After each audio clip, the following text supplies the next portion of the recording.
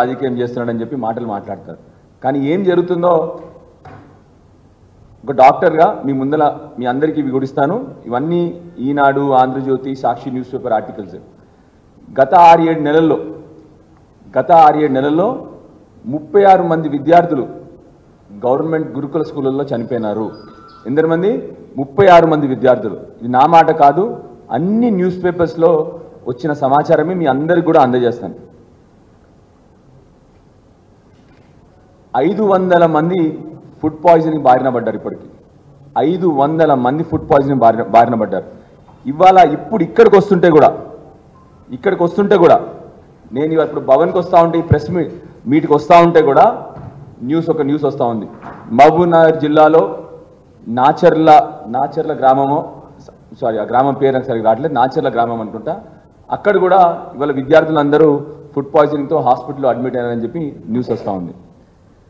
నా కాన్స్టిట్యున్సీలో ఈ 36 మంది విద్యార్థులు కాకుండా నా కాన్స్టిట్యున్సీలో పెద్దాపూర్ అనే గురుకుల స్కూల్ ఉంటుంది. గత 2 వారాలలో 2 విద్యార్థులు చనిపోయినారు, 2 విద్యార్థులు వెంటిలేటర్ మీద పోయినారు, 2 విద్యార్థులు హాస్పిటల్లో అడ్మిట్ అయినారు. అంటే 6 విద్యార్థులు కేవలం 2 వారాల లోపలనే మా కాన్స్టిట్యున్సీలో హాస్పిటల్లో అడ్మిట్ అయినారు. ఇంతకుముందు మంచాన పడ్డ మాన్యమని రెగ్యులర్గా న్యూస్ చూసేవాళ్ళం మేమందరం. కేసీఆర్ గారు గత 10 ఏళ్లలో వచ్చిన నుంచి గత 10 ఏళ్లలో ఆ న్యూస్ అన్నీ పోయినాయి. ఇప్పుడు న్యూస్ ఏం చెప్పనా, మంచాన పడ్డ గురుకుల విద్యార్థులు అనే సమాచారం వస్తుంది. రోజు పొద్దున 36 మంది విద్యార్థులు చనిపోయినారంటే మంచాన పడ్డ గురుకుల విద్యార్థులు అన్న న్యూస్ రోజు పొద్దున వస్తూ ఉంది. ఇప్పటి వరకు కూడా బాధాకరం ఏంటంటే, ఇప్పటి వరకు కూడా ఏ ఒక్క మంత్రి గారి నుంచి కానీ, ఏ ఒక్క గవర్నమెంట్ సీనియర్ అఫీషియల్స్ నుంచి కానీ ఇప్పటి వరకు కూడా రెస్పాన్స్ లేదు. ఉదాహరణకు నిన్న మా పెద్దాపూర్ గురుకుల స్కూల్లో నిన్న మార్నింగ్ ఒక విద్యార్థి చనిపోయినాడు. సేమ్ విధంగా 2 వారాల క్రితం ఒక విద్యార్థి చనిపోయినాడు. అప్పుడు ఒక విద్యార్థి వెంటిలేటర్ మీద ఉండి చాలా రోజుల తర్వాత బతికినాడు అబ్బాయి. ఇప్పటి వరకు కూడా 2 వారాల తర్వాత కారణాలు ఏందో కనుక్కోలేదు. ప్రభుత్వం వైపు నుండి ఇప్పటి వరకు దాని గురించి ఏమాత్రం విచారణ కూడా జరగలేదు. ఎందుకు చెప్తా ఉన్నానంటే, నిన్న విద్యార్థి అదే విధంగా మళ్ళీ చనిపోయినాడు. నిజంగా చెప్పాలంటే నేను మాట మాట్లాడిన, కానీ ముఖ్యమంత్రి రేవంత్ రెడ్డి గారి భాషలో చెప్పాలంటే 2 వారాల తర్వాత అదే విధంగా మళ్ళీ విద్యార్థులు చనిపోతే ముఖ్యమంత్రి రేవంత్ రెడ్డి గారి భాషలో చెప్పాలంటే ఇది ప్రభుత్వ హత్య. కానీ నేను ఆ మాటలు మాట్లాడను. బాధ్యత గల నాయకుడిగా, బాధ్యత గల లీడర్గా ఆ మాటలు నేను మాట్లాడను. ఆయన భాషలో అయితే 100% ఆయన ఇదే మాట మాట్లాడేవాడు అపోజిషన్ లీడర్గా ఉండుంటే. ఎందుకు చెప్తా ఉన్నానంటే, అదే విధంగా సేమ్ విధంగా ఇంకో విద్యార్థి చనిపోయినాడు. ఇంకో విద్యార్థిని కూడా ఆల్మోస్ట్ డెత్ బెడ్ మీద ఉన్నాడు. ఇప్పుడు కూడా వెంటిలేటర్ మీద ఉన్నాడు. ఇవాళ కూడా అదృష్టవశాత్తు నిన్న సమాచారం తెలిసిన వెంటనే నేను డాక్టర్స్తో సమన్వయం చేసి ఆ అబ్బాయి మా మెట్పల్లి నుండి నిజామాబాద్ పోతుంటే ఆ అబ్బాయి కూడా చనిపోయేలా ఉన్నాడని చెప్పి మధ్యలో ఆపిచ్చి ఆర్మూర్లో ఆ అబ్బాయికి యాంటీ స్నేక్ వినం ఇప్పిస్తే, స్నేక్ పాయిజన్ మెడిసిన్ ఇప్పిస్తే ఆ అబ్బాయి ఇప్పుడు ఇంకా వెంటిలేటర్ మీద బతుకున్నాడు ఇప్పటికి కూడా. అంటే ఎందుకు చెప్తా ఉన్నాను ఈ బాధకరం అంటే, కనీసం ఎందుకు అవుతా ఉన్నాయి ఈ చావులు, ఎందుకు అవుతున్నాయని ఇప్పటి వరకు ఎవరు విశ్లేషణ చేయలేదు. న్యూస్లో చూస్తుంటే అన్ని న్యూస్లు చూస్తూ ఉన్నా. గత 6 నెలల నుంచి వచ్చిన న్యూస్ పేపర్ కాలమ్స్ అన్నీ చూస్తున్నా. విద్యార్థి మృతి, విచారణకు ఆదేశం. ఇప్పటి వరకు ఈ 6 నెలల్లో ఒక్కటన్నా విచారణ గురించి ఆదేశించినారు మీరు? ఇప్పటి వరకు ఒక్క విచారణ అన్న బయట పెట్టినారా మీరు? ఇప్పటి వరకు కనీసం డిస్కషన్ చేసినారా? కనీసం ఒక మీటింగ్ పెట్టినారా? కనీసం ఇప్పటికీ ఒక కమిటీ అన్న పెట్టినారా దీని మీద? దయచేసి ఆలోచన చేయండి. అన్నిటికంటే బాధాకర విషయం, నిన్న ఆ స్కూలు పోతే ఆ తల్లిదండ్రుల బాధ ఎందుకు చెప్తా ఉన్నానంటే, ఆ తల్లి ఆ విద్యార్థికి చెప్పిందంట, నాన్న 2 వారాల క్రితం ఇక్కడ ఒక పిల్లాడు చనిపోయినాడు, నువ్వు ఈ స్కూలుకు పోవద్దని చెప్పిందంట తల్లి. ఆ పిల్లాడు లేదు అమ్మా, నేను చదువుకోవాలి, రెసిడెన్షియల్ స్కూల్ నేను చదువుకోవాలి, బాగా చదువుకుంటా అమ్మా అని ఆ అబ్బాయి పట్టుబట్టి స్కూల్కి పోయిందంట. పాపం స్కూల్ పోతే 3 రోజుల క్రితమే స్కూల్కి వచ్చాడు అబ్బాయి. ఇవాళ ఆ అబ్బాయి శవం తీసుకొని పోయింది తల్లి. ఆ తల్లి ఆ శవం తీసుకొని పోయింది. ఏకైక కొడుకు, తండ్రి దుబాయ్లో కష్టపడతా ఉన్నాడు. మొన్న చనిపోయిన అబ్బాయి కూడా నా మెట్పల్లి గ్రామస్తుడే అబ్బాయి. ఆ అబ్బాయి వాళ్ళ నాన్న కూలీ పని చేస్తూ ఉంటాడు. ఎంత బాధాకరం అంటే ఆ రోజు కూడా స్కూల్ అబ్బాయిని హాస్పిటల్కి తీసుకుపోలే. ఫోన్ చేసి తండ్రికి ఈ అబ్బాయి సీరియస్గా ఉన్నాడంటే తండ్రి వచ్చి బండి మీద హాస్పిటల్ తీసుకుపోయినాడు. హాస్పిటల్ తీసుకుపోయేసరికి ఆల్రెడీ చనిపోయాడని చెప్పి నిర్ధారణ జరిగింది. సో మీకు అర్థమవుతుందా ఎంత నిర్లక్ష్యమో, ఎంత బాధ్యతారహితంగా ఉన్నాయో స్కూల్స్? అర్థమవుతోందా? అది నా దయచేసి ప్రభుత్వాన్ని రిక్వెస్ట్ చేస్తా ఉన్నా, భేషజాలకు పోకండి. రాజకీయాలని చెప్పేసి మళ్ళీ ఊకదింపుడు ఉపన్యాసాలు, మళ్ళీ రివర్స్గా మమ్మల్ని తిట్టడం కాదు. మీతో మేము రిక్వెస్ట్ చేసేది ఏంటంటే మేము కూడా కలిసి వస్తాము, విద్యార్థులను కాపాడుకుందాము. 6 నెలల్లో 36 మంది విద్యార్థులు చనిపోయినారు, 500 మంది విద్యార్థులు ఫుడ్ పాయిజనింగ్ బారిన పడ్డారు గురుకులాల్లో. అంటే ఏ విధంగా మన గురుకులాలు నడుస్తూ ఉన్నాయో దయచేసి ఆలోచన చేయండి. ఈ గురుకులంలో హెల్త్ సూపర్వైజర్ లేడు. అది ఆర్డర్స్ అంతకుముందు కేసీఆర్ గారు 1200 గురుకులాలు టోటల్గా, అంతకుముందు 200 ఉంటే కేసీఆర్ గారు 1000 గురుకులాలు పెట్టి 1200 గురుకులాలు, ప్రతి గురుకులంలో కంపల్సరీ ఒక హెల్త్ సూపర్వైజర్ పెట్టారు. ఆ రోజు కేసీఆర్ గారి నాయకత్వంలో ఆర్ఎస్ ప్రవీణ్ కుమార్ గారి పర్యవేక్షణలో సెంట్రలైజ్డ్ కమాండ్ సెంటర్ ఉండింది. ఇప్పుడు ఎట్లా అయితే మీకు పోలీస్ కమాండ్ సెంటర్ ఉండిందో అన్ని గురుకులాలకు కూడా సెంట్రలైజ్డ్ కమాండ్ సెంటర్ ఉండింది. ఎవరికన్నా విద్యార్థికి ఆరోగ్యం పాడవుతే ఇక్కడ నుంచి హెల్త్ సూపర్వైజర్ ఇమీడియట్గా సెంట్రలైజ్డ్ కమాండ్ సెంటర్కి ఇన్ఫార్మ్ చేస్తాడు. దాన్ని వాళ్ళు పర్యవేక్షిస్తారు ఇమీడియట్గా. కావలిస్తే హయ్యర్ సెంటర్కి, డాక్టర్కి రిఫర్ చేస్తారు. ఇవాళ అది మూతపడిపోయింది. ఎవరు పట్టించుకునే నాదుడు లేడు. ఇక్కడ హెల్త్ సూపర్వైజరు లేరు. అన్నిటికంటే ముఖ్యంగా సరే ఎంక్వైరీ పక్కన పెడదాం. మాకు తెలిసినంత వరకు ఆ రోజు చనిపోయింది కూడా స్నేక్ బైట్తోనే చనిపోయినాడు విద్యార్థి. ఎందుకంటే 2వ విద్యార్థి ఎవరైతే వెంటిలేటర్ మీద ఉండి బయటపడ్డాడో ఆయనకి స్నేక్ పాయిజన్ ట్రీట్మెంట్ ఇస్తేనే బతికి బయటపడ్డాడు. నిన్న కూడా ఒక అబ్బాయి చనిపోయినాడు. రెండో విద్యార్థి ఎవరైతే వెంటిలేటర్ మీద ఉన్నాడో ఆ అబ్బాయి కూడా యాంటీ స్నేక్ వినం ఇచ్చినాం కాబట్టి ఇప్పటికీ ఇంకా బతుకున్నాడు వెంటిలేటర్ మీద. చాలా వరకు దేవుడి ఆశీర్వాదంతో ఆ అబ్బాయి బయటపడే అవకాశాలు కనబడుతున్నాయి. ఇవాళ ఎందుకు చెప్తా ఉన్నామంటే అక్కడ మెయింటెనెన్స్కి వాళ్ళకి డబ్బులు లేవు. స్కూల్ వాళ్ళకి ఈ ఎలుకలు రెగ్యులర్గా వస్తున్నాయి. ఎలుకలు కొరుకుతా ఉన్నాయి, లేకపోతే పాములు కాటలు ఇస్తా ఉన్నాయి, లేకపోతే కుక్కలు కొరుకుతా ఉన్నాయి. అవి మెయింటెనెన్స్కి ఏ స్కూల్కి డబ్బులు ఇవ్వట్లేదు. హెల్త్ సూపర్వైజర్ లేడు. సో దయచేసి నేను రిక్వెస్ట్ చేస్తాను గవర్నమెంట్ అంటే ఇమీడియట్గా అన్ని గురుకులాల్లో హెల్త్ సూపర్వైజర్ని పెట్టండి. ఇమీడియట్గా మళ్ళీ మన సెంట్రల్ కమాండ్ సెంటర్ని మళ్ళీ ఓపెన్ చేయించండి, దాన్ని పర్యవేక్షించండి. దానికి రిక్వెస్ట్ చేస్తా ఉన్నాను. అన్నిటికంటే ముఖ్యంగా ప్రతి ఒక్క స్కూల్లో దగ్గర 600 మంది విద్యార్థులు ఉన్నారు. అక్కడ కావాల్సిన అవసరమైన మెడిసిన్స్ అన్నీ కూడా అక్కడ పెట్టాలి. నిజం చెప్పాలంటే ఇలాంటి పెద్దాపూర్ స్కూల్, ఈ స్కూల్ ఏంటంటే ఊరు బయట ఉంటుంది, దీని చుట్టూ కూడా పొలాలు ఉంటాయి. ఇలాంటి స్కూల్లో కంపల్సరీ స్నేక్ పాయిజన్ సంబంధించిన మెడిసిన్స్ కానీ ఇతరత్ర మెడిసిన్స్ కానీ తప్పకుండా ఉండాలి ఇలాంటి స్కూల్స్లో. ఇక్కడ అవి ఏమీ కూడా లేవు. అన్నిటికంటే ముఖ్యంగా నాకు గవర్నమెంట్ రిక్వెస్ట్ చేసేది ఏంటంటే అన్ని స్కూల్స్లలో మీరు రెగ్యులర్గా వింటున్నారు ఎలుకలు కొరికినాయి, పాములు కాటేసినాయి, కుక్కలు కొరికినాయని. దయచేసి దాని మీద ఎక్స్పర్ట్ కమిటీని పెట్టి దానికి సంబంధించి ఎక్స్పర్ట్స్ ఉంటారు. ఎవరైతే ఈ రెప్టైల్స్ అంటే ఈ పాములు, ఈ ఎలుకల్ని ట్రేస్ చేసి అవి అక్కడి నుంచి తీయగలిగే ఎక్స్పర్ట్స్ ఉంటారు. దయచేసి వాళ్ళని ఇమ్మీడియట్గా వినియోగించుకోవాలని చెప్పి ప్రభుత్వం రిక్వెస్ట్ చేస్తా ఉన్నాను. అన్నిటికంటే ముఖ్యంగా ఇంకొకటి, ఈ స్కూల్లో బాత్రూమ్ ఆల్మోస్ట్ 200 మీటర్ల దూరంలో, ఈ పెద్దాపూర్ స్కూల్లో 200 మీటర్ల దూరంలో బాత్రూమ్ ఉంది. హాస్టల్కి బాత్రూమ్కి 200 మీటర్ల డిస్టెన్స్ ఉంది. సో చాలామంది పిల్లలు రాత్రిపూట బాత్రూమ్ పోవాలంటే 200 మీటర్లు నడవాలి. వీళ్ళకి ఈ రాత్రిపూట కూడా ఎక్కడన్నా ఈ పాము కాటలు కానీ వీటికి ఇంజూరీ అయ్యే ఛాన్స్ ఉన్నాయి. కాబట్టి దయచేసి బాత్రూమ్స్ అన్నీ కూడా మంచిగా ఎస్టాబ్లిష్ చేసి చేయాలని చెప్పి రిక్వెస్ట్ చేస్తూ ఉన్నాను. ఇప్పుడు ఇంకొకటి, ఇక్కడ ఈ స్కూల్లో మంచాలు లేవు, కార్డ్స్ లేవు, పిల్లలందరూ కింద పడుకుని ఉన్నారు. కింద పడుకుని ఉన్నప్పుడు పాము కాటుకు గురే అవకాశాలు ఎక్కువ ఉంటాయి. సో దయచేసి ఇక్కడ కొన్ని కార్డ్స్ని ప్రొవైడ్ చేయాలని చెప్పి రిక్వెస్ట్ చేస్తూ ఉన్నాను. బాధాకరమైన విషయం ఏంటంటే ఈ 2-3 రోజుల్లో కొన్ని నేను సోషల్ మీడియాలో కానీ కొన్ని పేపర్లో రాశాను, చదివాను. నేను ఏమని చదివానంటే ముఖ్యమంత్రి గారికి రెసిడెన్షియల్ స్కూల్స్ అంతకుముందు కూడా నేను విన్నాను, కూడా ముఖ్యమంత్రి గారు స్టేట్మెంట్ ఇచ్చారు, రెసిడెన్షియల్ స్కూల్స్ అంత మంచివి కాదు, నేను ఇక్కడ చదివాను, ఏదో పేపర్ ప్రజెంటేషన్ ఇచ్చారని చెప్పి ముఖ్యమంత్రి గారు చెప్పారు, రేవంత్ రెడ్డి గారు. ఏం డౌట్ వస్తుందంటే కేసీఆర్ గారు ఆనవాళ్ళు చెడిపోయడానికి రెసిడెన్షియల్ స్కూల్ కూడా మీరు ఏమైనా మూసేయడానికి ప్రయత్నం చేస్తా ఉన్నారా అని డౌట్ వస్తూ ఉంది అందరి తల్లిదండ్రులు కానీ బయట ఉన్న సమాజానికి కానీ అందరికి కూడా డౌట్ వస్తూ ఉంది. ఏంటి ఇప్పుడు ఎప్పుడైతే ముఖ్యమంత్రి గారు ఎప్పుడు నేను కేసీఆర్ గారు ఆనవాళ్ళు లేకుండా చేస్తా అని చెప్తారో ఈ రెసిడెన్షియల్ స్కూల్స్ కూడా కేసీఆర్ గారు పెట్టిన రెసిడెన్షియల్ స్కూల్స్ కూడా మూసివేయడానికి ఏమన్నా ప్రయత్నం జరుగుతుందా అని అనుమానం వస్తూ ఉంది అందరికీ. అందుకొరకే ఇంత పట్టింపు లేకుండా ఇంత నిర్లక్ష్యంగా స్కూల్ యాజమాన్యం కానీ స్కూల్ అథారిటీస్ కానీ ఏ ఒక్క మంత్రి కూడా ఇప్పటివరకు వీళ్ళకి రెస్పాండ్ అవ్వలేదంటే అందరికి అనుమానం వస్తూ ఉంది.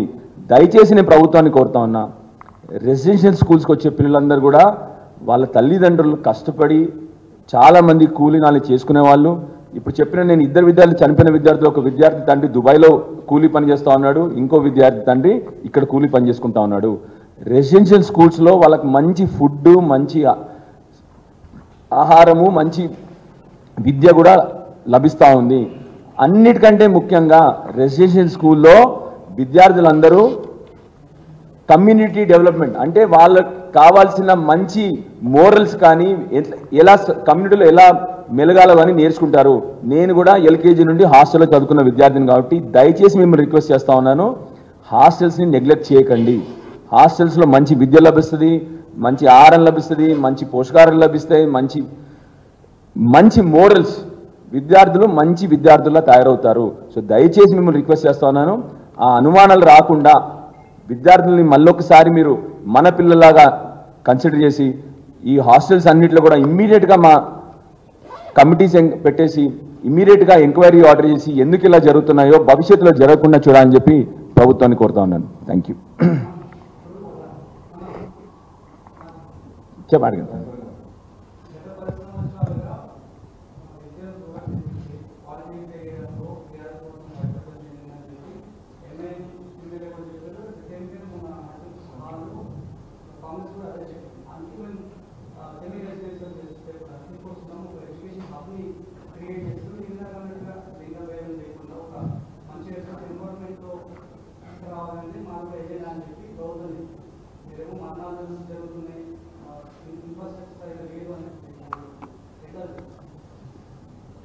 ముఖ్యమంత్రి గారు అన్నిట్లో అన్ని విషయాలు మాట్లాడినట్టే ఈ విద్య మీద కూడా కొద్దిగా బురద జల్లినారు. నిజానికి చెప్పాలంటే రెసిడెన్షియల్ స్కూల్స్, నేను కూడా ఎందుకంటే రెసిడెన్షియల్ స్కూల్లో చదువుకున్నాను జీవితం అంతా, చెప్పేది ఎల్కేజీ నుండి రెసిడెన్షియల్ స్కూల్ చదువుకున్న విద్యార్థిని నేను.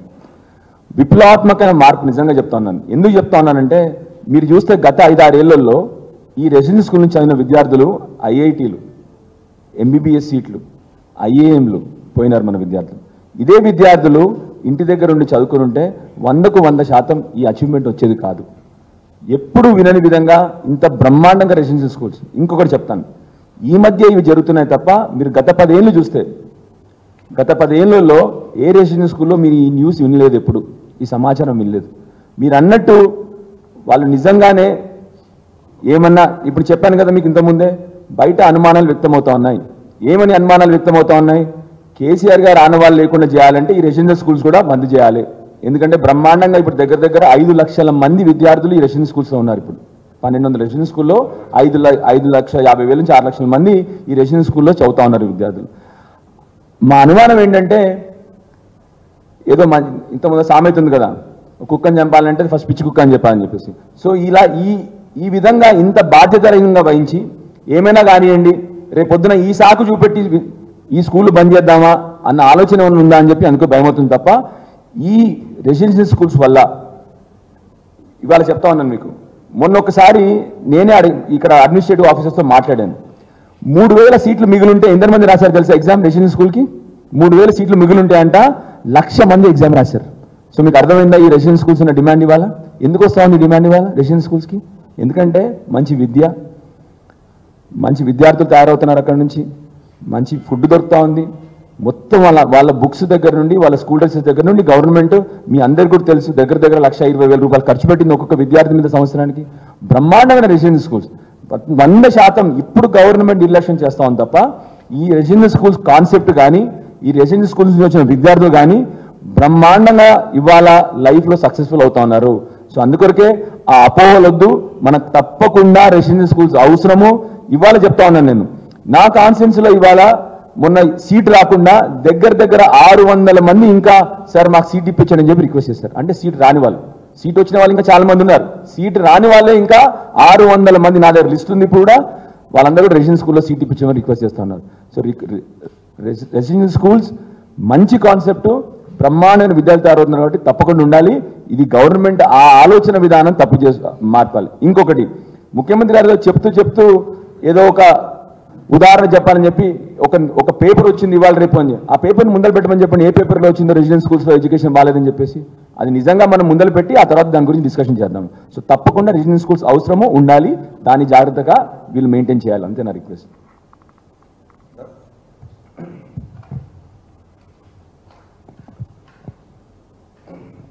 ఎలక్ట్రానిక్ మీడియా, ప్రింట్ మీడియా మిత్రులందరికీ కూడా పేరు పేరున నమస్కారాలు తెలియజేస్తా ఉన్నాను.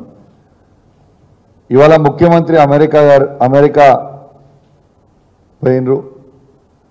నాకున్న సమాచారం మేరకు అసలు ఈ ప్రభుత్వం మొత్తం కూడా అమెరికా నుంచి నడుస్తున్న విధంగా ఉన్నదని చెప్పి సందర్భంగా తెలియజేస్తా ఉన్నాను.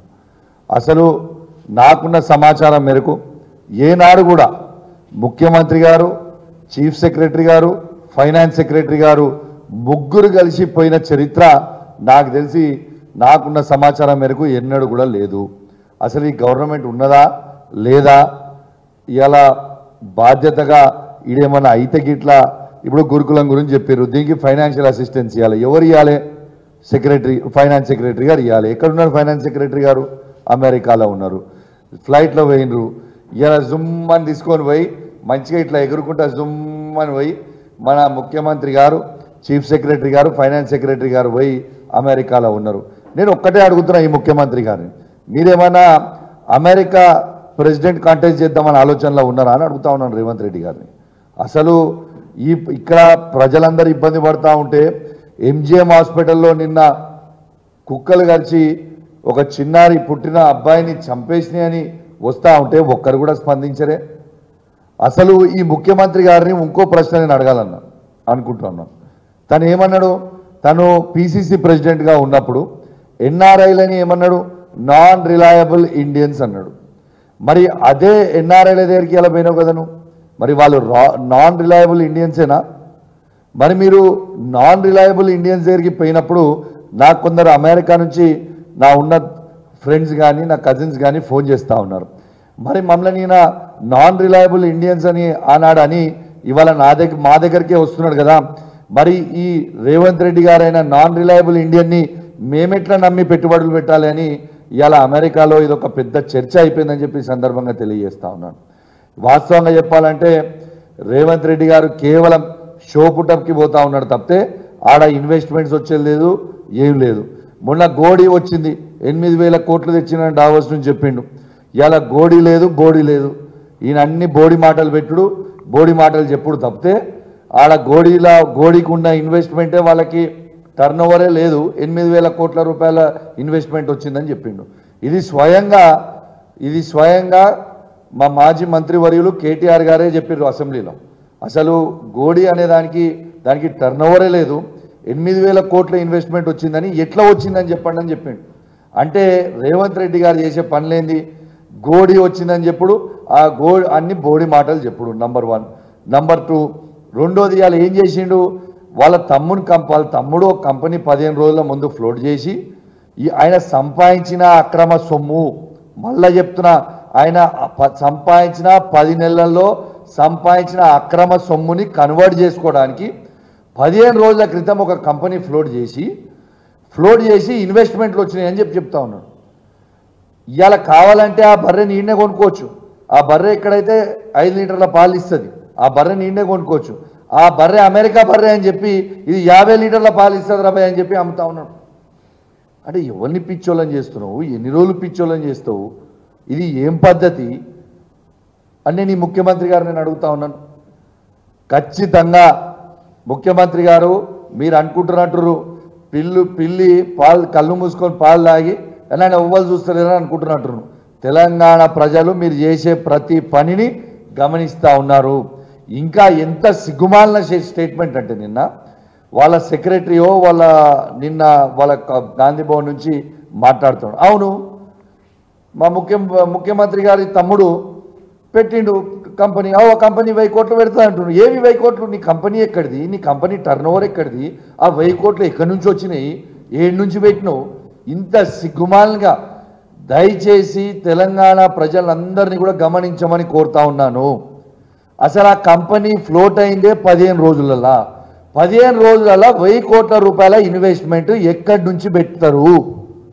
దయచేసి ఆలోచన చేయండి నేను విజ్ఞప్తి చేస్తా ఉన్నాను.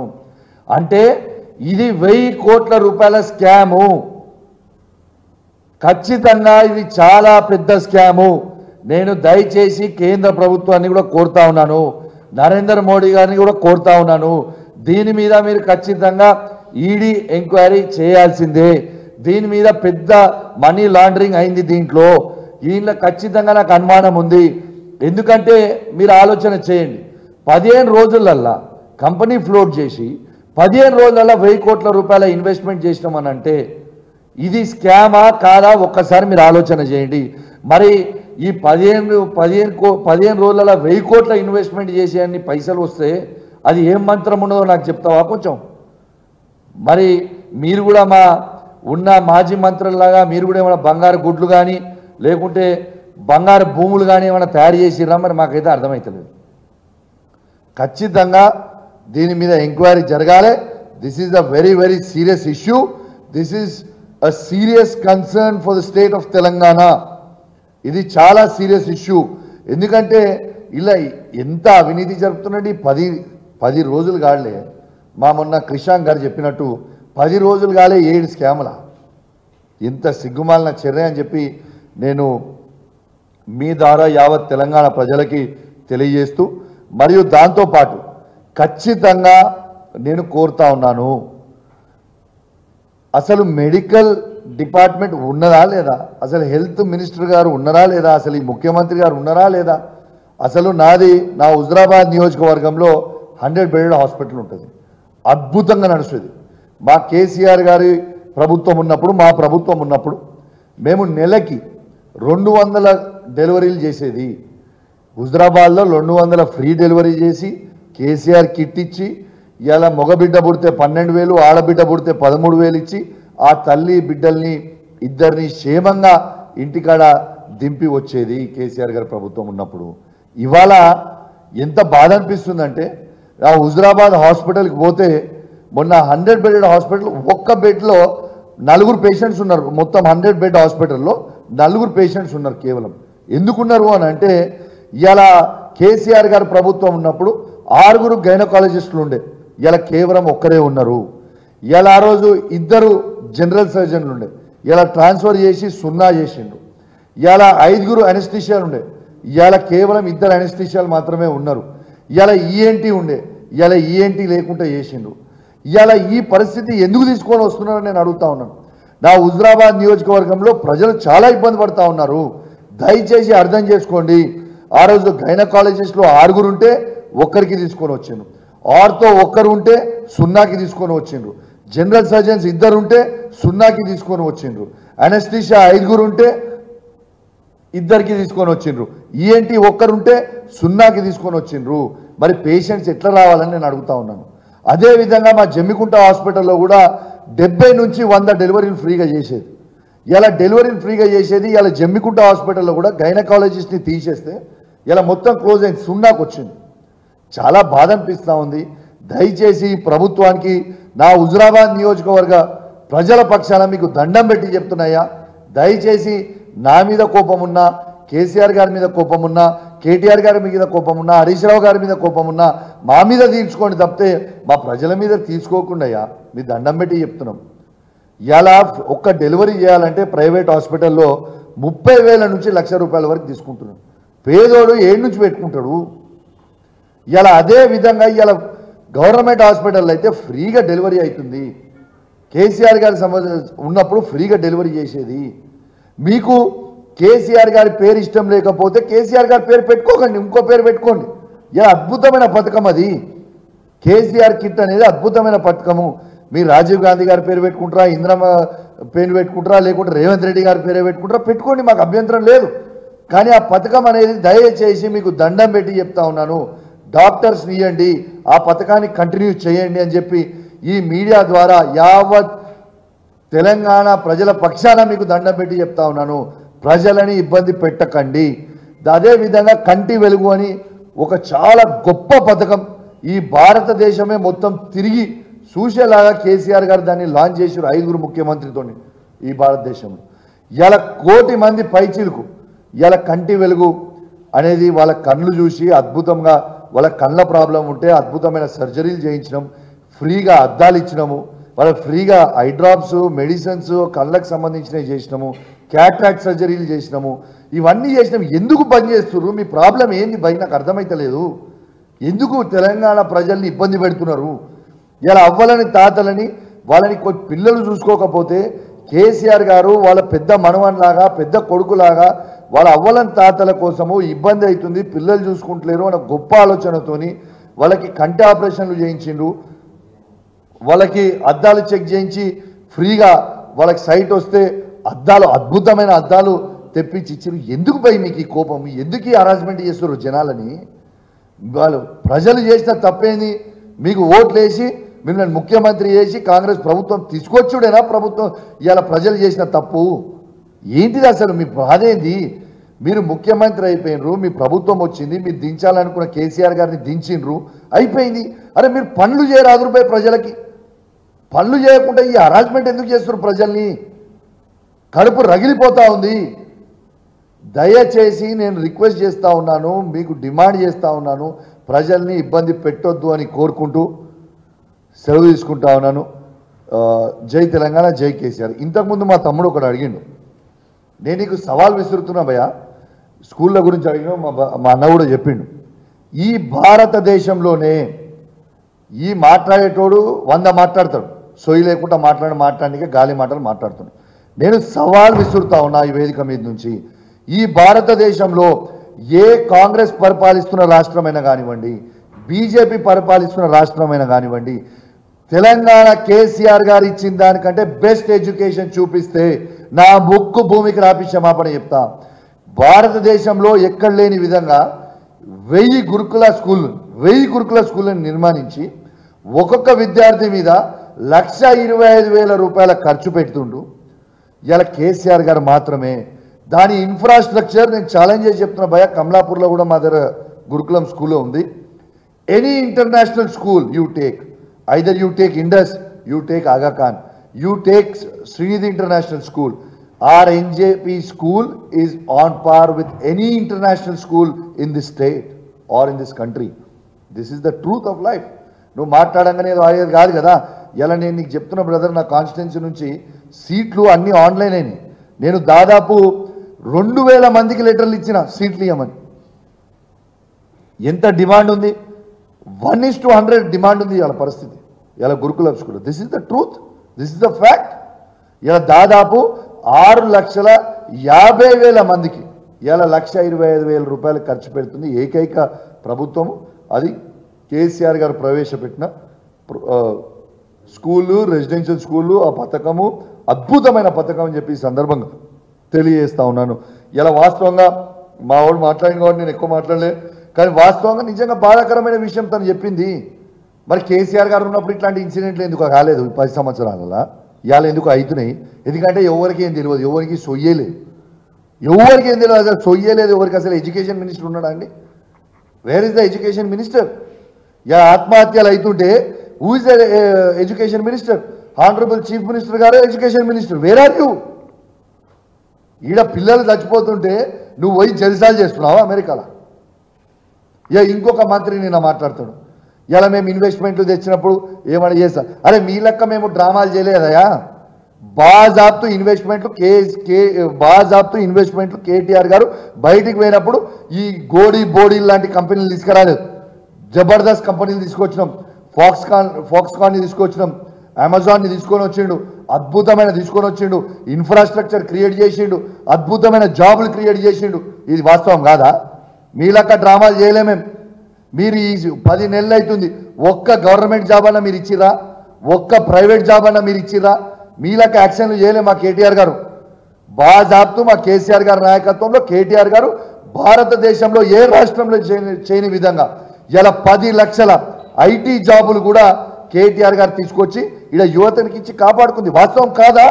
మీరు వాస్తవం మీరు అబద్ధాలు చెప్పి మీరు ఏదో ఉపన్యాసాలు ఇచ్చి బోర్డు ఉపన్యాసాలు ఇచ్చి యాక్షన్ చేస్తే యాక్షన్ అయిపోతుంది. Is is not the truth. ఇలా జనాలు నవ్వుకుంటారు. మొన్న కేటీఆర్ గారి ఇంగ్లీష్ మీద ఒక కామెంట్ చేసిండు. ఈయన ఏంటిదో కామెంట్ చేసిండు. నవ్వుకుంటారు ముఖ్యమంత్రి గారిని మీద. ఇలా just because you don't know how to speak English ఇలా you are making your absolute. నీకు జెలసీ, కేటీఆర్ గారి మీద జెలసీ కనబడుతుందని మొత్తం ప్రజలు యావత్ తెలంగాణలో ఉన్న ప్రతి మనిషి నవ్వుకురు నీ మీద ఇష్యూలా. ఇది నిజం కాదా? ఇది అసలు తెలంగాణ కాదు, ప్రపంచం మొత్తం నవ్వుకుంది. ఇలా కేటీఆర్ గారు ఎంత అద్భుతమైన పేరు తెస్తా ఉన్నారు. ఇలా ఎంత అద్భుతంగా మాట్లాడతారు. నీకు ఇంగ్లీష్ రాకపోతే ట్యూటర్ని పెట్టుకొని నేర్చుకొని ఆయనను చూసి ఈర్చపడకు. ఇంకా ఆయన కంటే ఇంకా మంచిగా చేయాలనేది నేర్చుకో. ఇంకా మంచిగా మాట్లాడు ఇంగ్లీష్.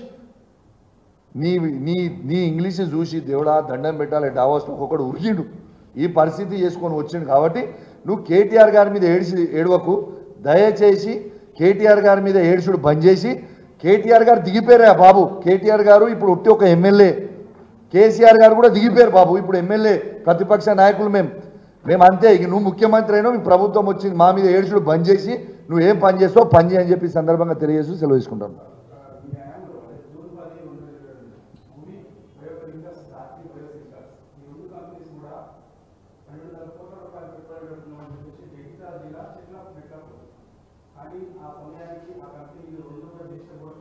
ఎప్పుడు జూన్?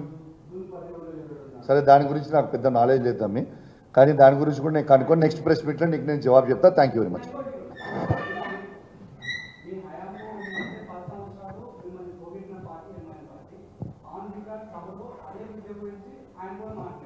ఇగో భయ్య, అక్బరుద్దీన్ గారు అంటే నాకు కూడా చాలా గౌరవం.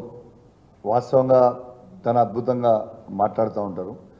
అదే అక్బరుద్దీన్ గారు కూడా అసెంబ్లీ సాక్షిగా ఏం చెప్పిందంటే, అసలు ఈ భారతదేశ చరిత్రలోనే ఎక్కడ లేని విధంగా అద్భుతమైన మైనారిటీ స్కూల్ పెట్టించి మహిళలను కూడా ఇలా చదివిస్తుండు కేసీఆర్ అని చెప్పిండు అదే అక్బరుద్దీన్ గారు. నువ్వు చరిత్ర చూసుకో, దాంట్లో చూసుకో. సరే, తనకి కొన్ని అప్లికేషన్లు ఉంటే ఉండొచ్చు, ఆడ అప్లికేషన్కి ఏదో వాళ్ళకి కృషి చేయడానికి అంటే అనొచ్చు, కానీ చరిత్ర చూడండి. అదే అక్బరుద్దీన్ గారు కూడా అదే మైనారిటీ స్కూల్స్ ఈ భారతదేశంలో కూడా మళ్ళా చెప్తున్నా ఏ రాష్ట్రంలో కూడా కేసీఆర్ గారు చేసినట్టు చెయ్యలేదు అని అదే అక్బరుద్దీన్ గారు కూడా చెప్పిండ్రు. అదే చెప్తా ఉన్నాను. Thank you very much. కొందరు అమెరికా